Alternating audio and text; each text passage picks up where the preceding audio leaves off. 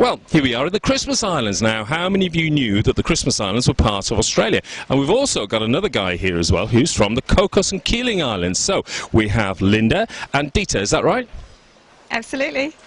I think Linda's got a bit shy on me. What do you think? We're all shy. You're all shy? Okay, well I'm not, that's the problem. But look guys, isn't it amazing to see both the Christmas Island and the Cocos and Keeling Islands here at ATE? Why? Well, we are a part of Australia, as you said, so not many people actually know that, but we're also a really special part of the Australian tourism product.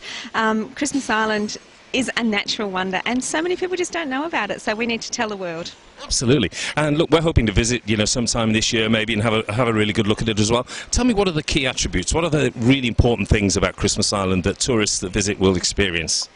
Well, as I say, it's a natural wonder. So the iconic event is the red crab migration, where 120 red crabs migrate, 120 million. 120 is not me. 120 million red crabs migrate from the forest to the ocean.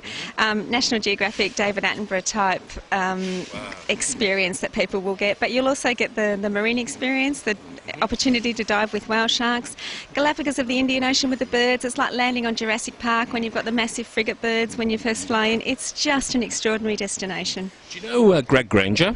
I do know Greg Granger. Well, Greg says that his swimming with the whale sharks and filming that was probably the most awesome experience of his whole television career, which is quite amazing, isn't it? Well, to have somebody of that calibre actually make that statement, that gives you an idea of the quality of the tourism product that's on Christmas Island. And I was actually with him on that dive, so I can vouch for that. You see? Now, okay, so great things to do, great sort of, eco-type experience, beautiful clear water, all that sort of stuff. The Indian Ocean. It's Indian Ocean? It is the Indian Ocean. Right, so Indian Ocean, okay. Places to stay, what are they like? We've got some delightful accommodation on Christmas Island. It's all very small boutique styles, which matches our tourism product. We don't have any mass destination properties, mass resorts, no, all very small boutique, and most of them oceanfront, so absolutely delightful places to stay. Good, 3 to 4 star standard, although we don't have stars on Christmas Island, we have crabs. So you have 3 crabs and 4 crabs? We have 3 and 4 crabs standard. Oh, fantastic. That's cool, isn't it? But how'd you get there? Well, Virgin Blue flies. They actually fly from Perth 4 times a week now, which is absolutely brilliant, and it does incorporate our newest neighbour, Cocos Keeling Islands.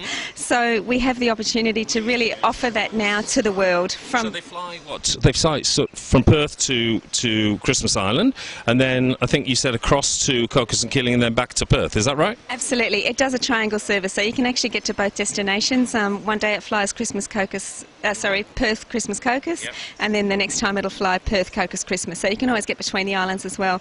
And we are actually part of the Virgin Blue Air Pass program, so it's brilliant for international visitors now.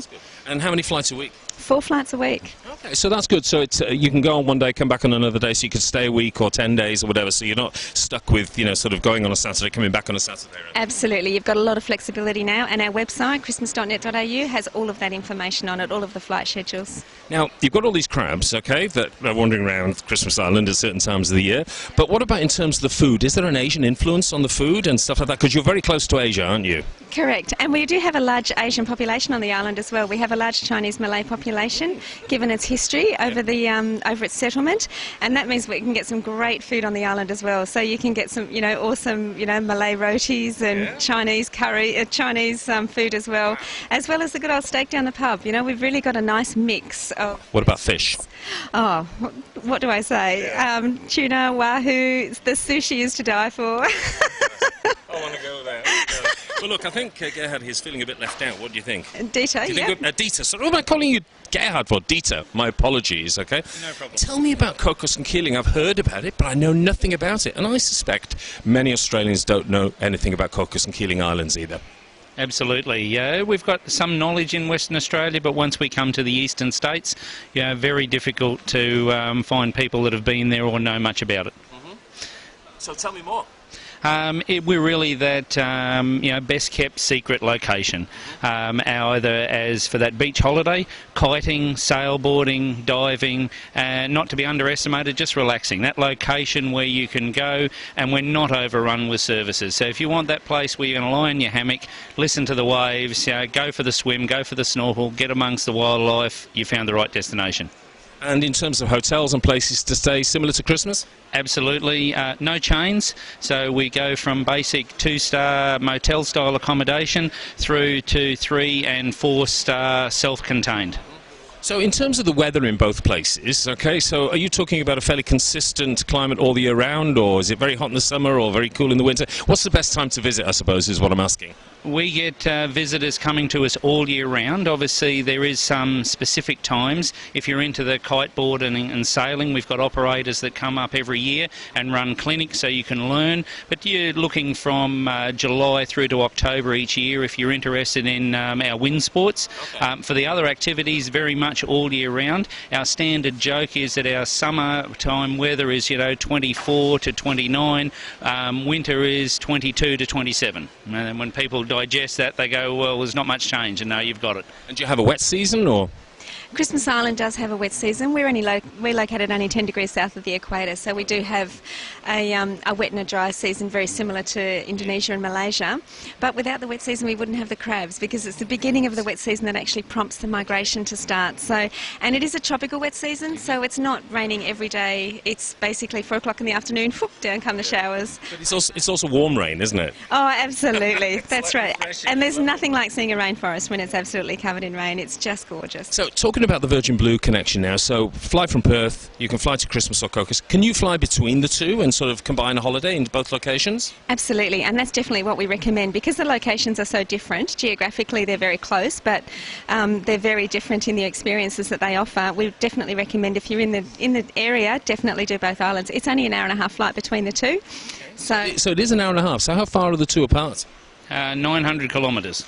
So it's a fair distance, isn't it? I mean, you're not on each other's doorsteps. You're not looking on the horizon, and there's the sort of Cocos Islands, or whatever on the horizon, are they? No, reasonable distance, but there's great synergies between the two destinations with the experiences that we offer. Well, I think there are great synergies here as well. But a quick question before I finish. But ATE, has it been good for you? Have you found it positive? Is this the first time Cocos has been here? What's the reaction like? Oh, ATE has been fantastic. It's really allowing us to showcase our product to the world.